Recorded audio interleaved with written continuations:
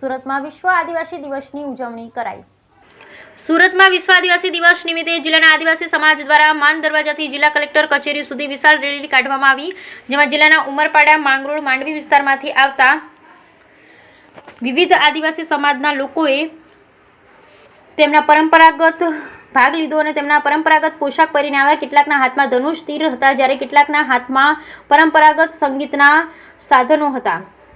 રેલીમાં ભાગ લેનાર લોકોએ આદિવાસી સંગીત, નૃત્ય અને અન્ય કરતબો રજૂ કરી લોકોને મંત્રમુગ્ધ કર્યા હતા। લોકોને પર્યાવરણ જાળવણીનો સંદેશ આપ્યો હતો। રેલીના કારણે રિંગ રોડ પર લાંબો ટ્રાફિક જામ થયો હતો। Bureau report, Sunil Gandhiwala, Surat.